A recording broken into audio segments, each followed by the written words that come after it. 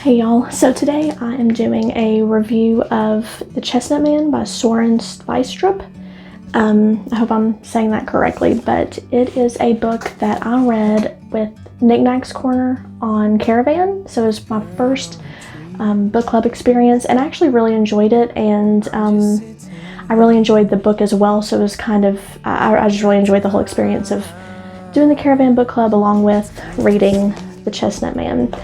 I'm going to start out the review with no spoilers, and then I'll put up, whenever I start spoilers, I'll put it up across the video to let you know when to skip through until the very end, or if you just want to stop watching whenever we get to the spoiler section.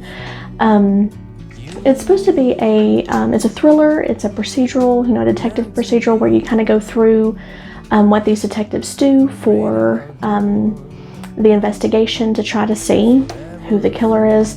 I wouldn't say that it's a whodunit, at least for me. I'm the type of reader where I don't try to figure out the mystery, I don't try to figure out clues, I don't try to guess the ending. I like just reading as I go and letting the author tell me the story as they want me to.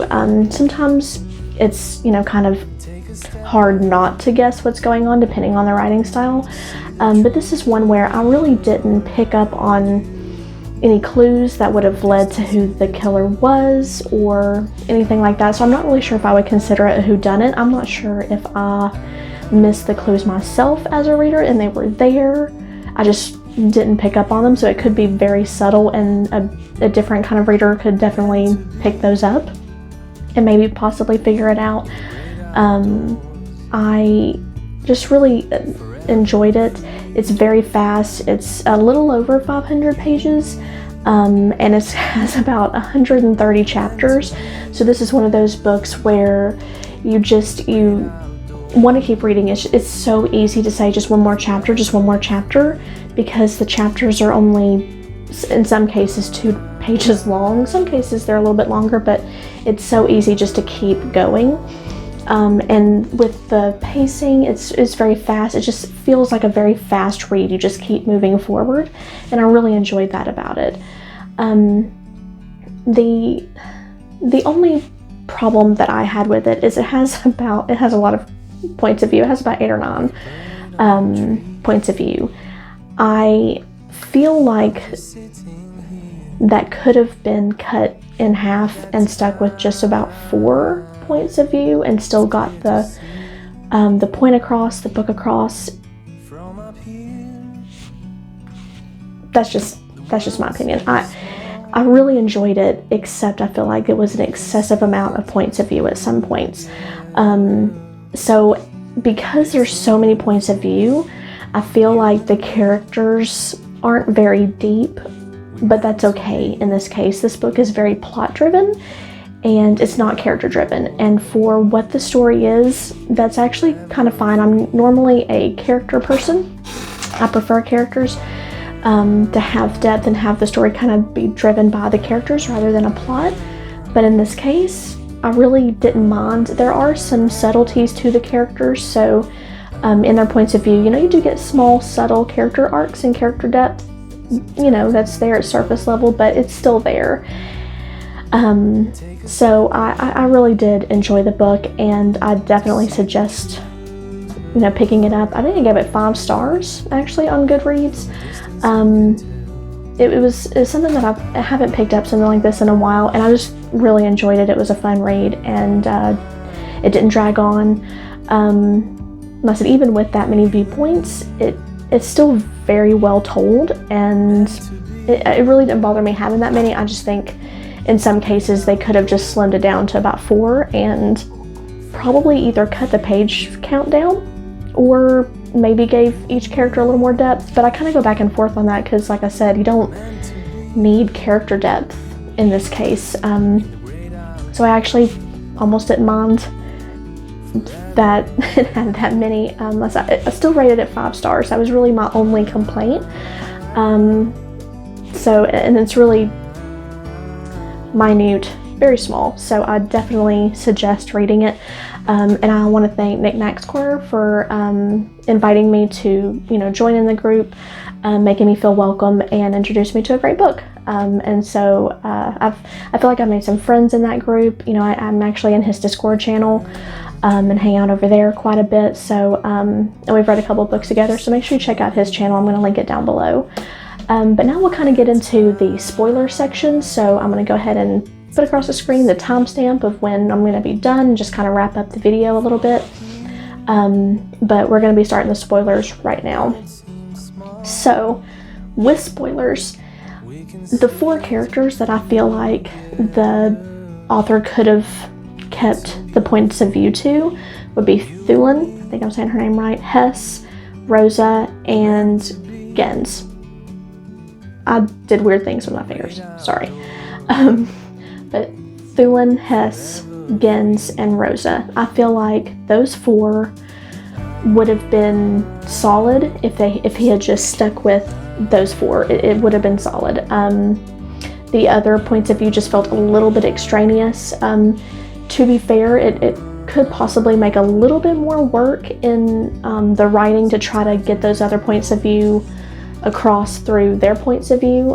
So maybe that was just a style that he liked, unless I still enjoyed it, but I feel like it could have just been condensed to those 4 people and it would have been fine. As I was reading it, one thing that I was kind of torn between was wanting a little bit of character growth for these characters and feeling like it was useless. So sometimes in some of their chapters, like Thulin may have been doing something with her daughter, or Hess with the painting in his apartment. Sometimes I felt like that was a little useless because it's so plot driven and because the characters just felt so surface level that I already knew and felt like that this little bit of character growth that he was giving me that I was asking for just felt useless. So that's why I kind of go back and forth, because when he did give me character growth like I normally would ask for, I was like, why are we doing this? Let's move on. I'm interested in the murder, and I'm just interested in that. That's what I'm interested in. I'm interested in the killing, and it sounds terrible, but that's just what I want to read about. I don't want to, in this case, in this book, I didn't want to read about the detective shit. I really didn't. So it threw me off because I didn't know how I really felt about it. I still give it 5 stars. Even with me going back and forth, I feel like I've repeated myself just because I keep going back and forth with that argument. But it's solid. I really enjoy it. When it talks about Rosa and the past and why the killer is doing this,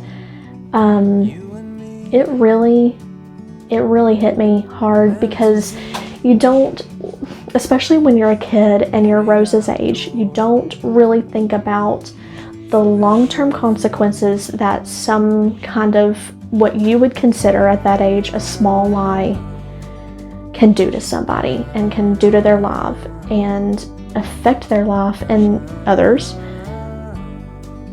so deeply that you pay for it almost 20 years later.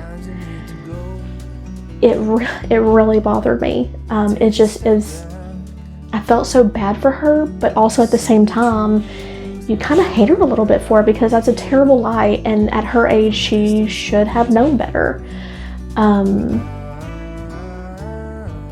It's hard to kind of, you want to feel sorry for her because of what she's going through right now, but at the same time, her lie had terrible consequences, and it's just, I wish she could have learned that lesson in a different way and much younger, because it's something that she just said and didn't think about the long-term consequences and really affected these other 2 children's lives in a disastrous way, and then goes on to just horribly affect other people's lives indirectly.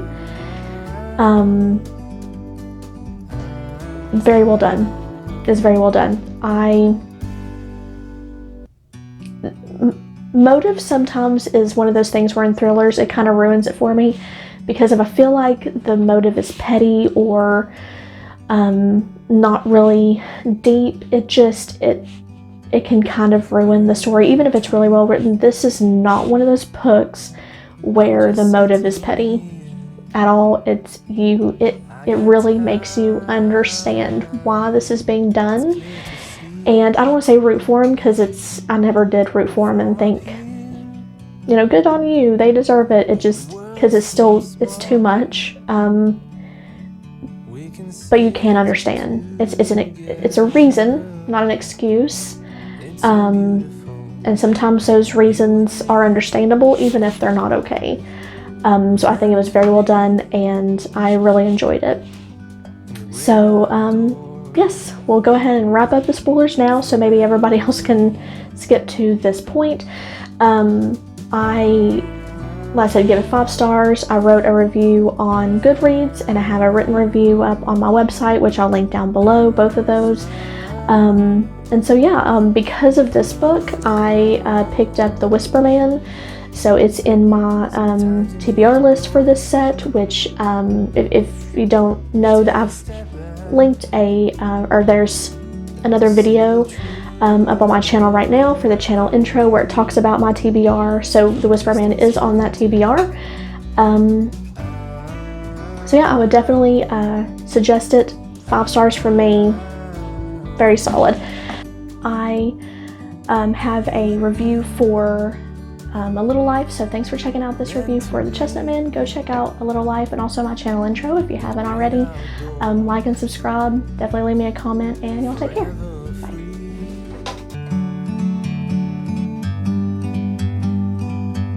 Like a bird on a tree,